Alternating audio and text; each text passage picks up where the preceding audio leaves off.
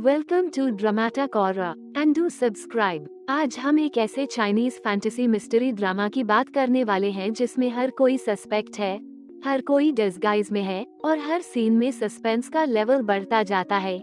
नाम है well of shadows. अगर इसे सबसे सिंपल शब्दों में समझें तो यह एक सुपरनैचुरल कौन है असली कातिल वाली कहानी है, लेकिन ट्विस्ट यह है कि यहाँ इंसान और दानव दोनों एक ही घर में छिपे हुए हैं। सबसे पहले सेटिंग समझ लो। कहानी लोअन नाम के शहर में होती है जहां अचानक कुछ मिस्टीरियस मर्डर्स होने लगते हैं। विक्टिम्स के दिल निकाल दिए जाते हैं और पूरा शहर डर जाता है। लोग मान लेते हैं कि यह किसी डेमन का काम है। अब यहीं से शुरू होती है असली मिस्ट्री। एपिसोड 1 की शुरुआत होती है एक रॉयल वेडिंग से, जो दिखने में नॉर्मल है लेकिन असल में केओस का सेंटर बन जाता है। यहाँ एंट्री होती है मैं कैरेक्टर लू वुई की। वह कोई साधारण लड़की नहीं है, वह एक 9-tailed फॉक्स है, यानी एक पावरफुल सुपरनैचुरल क्रिएचर। लेकिन वह अपनी आइडेंटिटी छिपाकर वे फैमिली के मैंशन में घुसती है। वो खुद को ब्राइड की खोई हुई कजन बताती है ताकि बिना शक के अंदर रह सके। उसका मिशन क्लियर है, उस डेमन को ढूंढना जो लोगों के दिल निकाल रहा है। अब यहाँ ट्विस्ट आता है। दूसरा मैं कैरेक्टर वू शीगैंग भी उसी डेमन के पीछे है, लेकिन उसका तरीका अलग है।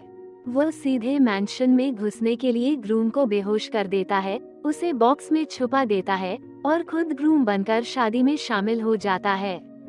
मतलब शादी में असली ग्रूम गायब है और फेक ग्रूम स्टेज पर खड़ा है। अब कहानी और इंटरेस्टिंग हो जाती है जब लू वुई की सिस्टर वू वांग्यान को शक हो जाता है कि ग्रूम फेक है। और वह क्या करती है, वह खुद ब्राइड की जगह ले लेती है। अब सोचो situation, groom fake, bride fake और दोनों एक दूसरे को पहचानने की कोशिश कर रहे हैं। वेडिंग नाइट लिटरली इन्वेस्टिगेशन बन जाती है। इस केओस में दो और कैरेक्टर्स आते हैं, जी लिंग और ली जी। ये दोनों डेमन हंटर्स हैं जिन्हें वे फैमिली ने प्रोटेक्शन के लिए बुलाया है। जैसे ही ये लोग सिचुएशन समझने की कोशिश करते हैं, अचानक एक स्क्रीम सुनाई देती है।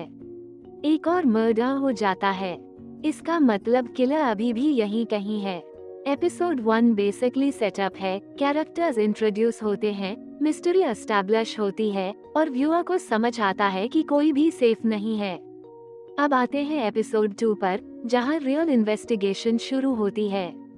सबसे पहले बड़ा रिवील, रियल ग्रूम मिल जाता है जिसे वो शीगैंग ने बॉक्स में छुपाया था।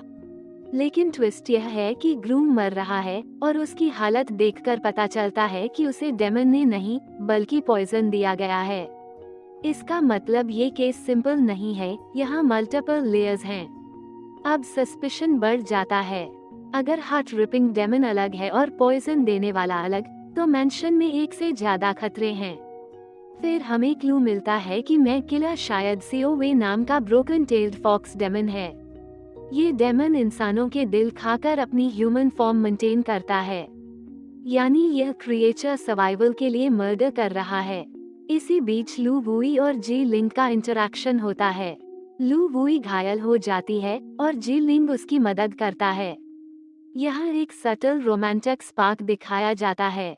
इंटरेस्टिंग बात यह है कि दोनों ऑपोजिट साइड्स पर हैं, एक फॉक्स डेमन है, दूसरा हंटर, लेकिन फिर भी कनेक्शन फील होता है। अब वू शीगैंग कंट्रोल लेता है और मैंशन को लॉकडाउन कर देता है। वह अनाउंस करता है कि जब तक किलर नहीं मिलता, कोई बाहर नहीं जाएगा। इसका मतलब यह है कि हर कैरेक्टर सस्पेक्ट है और हर किसी की आइडेंटिटी डाउटफुल है। अब स्टोरी का मैं हूँ यही है, सब झूठ बोल रहे हैं। कोई अपनी आइडेंटिटी छुपा रहा है, कोई अपना मोटिव और कोई अपना पास्ट।